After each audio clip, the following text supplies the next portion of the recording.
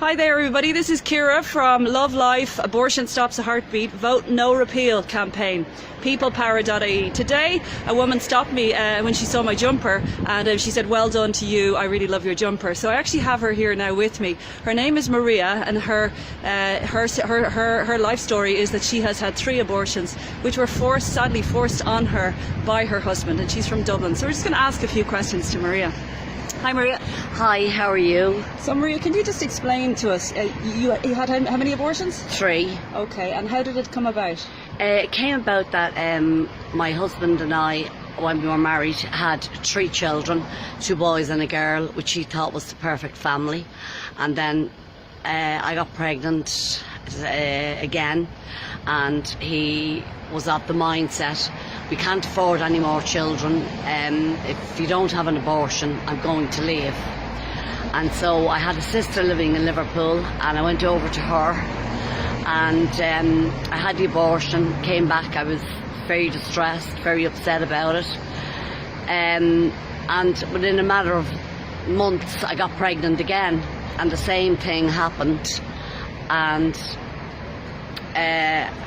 on the 3rd time that I went over, which I found very ironic, was that it was always the threat, I'm going to leave, we can't afford any more children, I'm going to leave, which left me feeling very guilty, suffering with depression.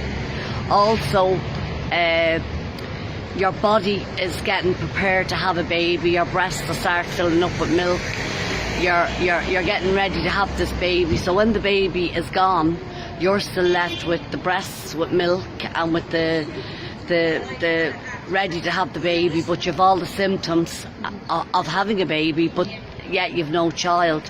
So with that comes a very, very bad depression, which I would put down to what you would call postnatal depression. And my marriage eventually then did break up. I had my last abortion in the November, and my husband left me. My last abortion was in November 1996, and my husband left in March 1997. So on the flight home from Liverpool the last time I happened to sit beside a cardinal from the church, and I said, oh my God. It was as if, like, the man kept looking at me, and it was as if he knew I was after doing something wrong.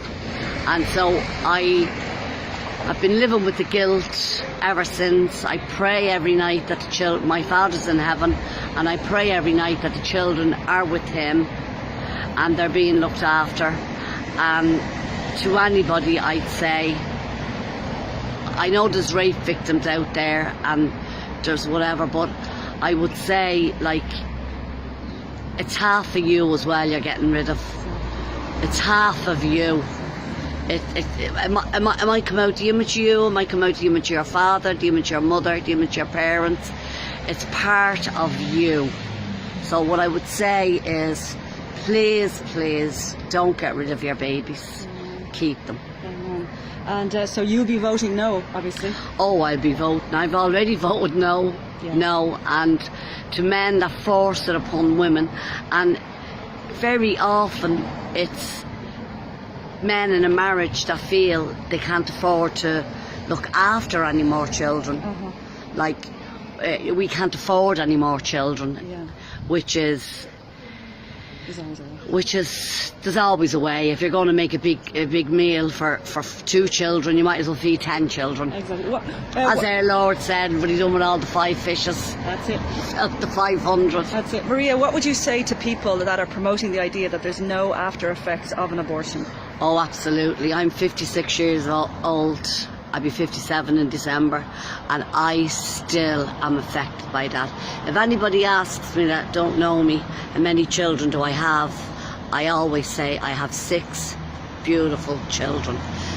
Even though I don't go into the details of the 3 that are in heaven, and I believe they're in heaven with my dad, but I would say 6 children, and my body tells me I've had 6 children because the little effects of the lumps and bumps are still there. Okay, very good.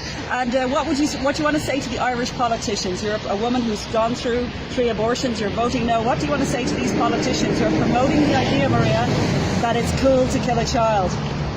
No, because the woman, the woman, when she does that, is the woman that when she does that, especially, see, I was in a loving relationship with my ex-husband, so when I was in love, like, I missed those babies like they were like my other babies. And as my children were grown, I kept saying the babies that I had to abort probably will look like my son, look like my daughter, look like my other son. And I always compared it throughout my life, and missed them as much today as I done it 20 years ago. Sure. And do you think there's any after effects for your husband? Because men suffer as well, do you think? Well, he went off to get married. He went and got married again, and he didn't have any children in his new relationship. So I'd say it had a little bit of effect on him. Sure. Yeah, I would say so. Sure. So we're in agreement here today that you are voting no. I am voting no. Yeah. Yes, absolutely. As a person who's had an abortion. As a person who's had three abortions. I'm ashamed to say. When I was in love with my ex-husband, I didn't.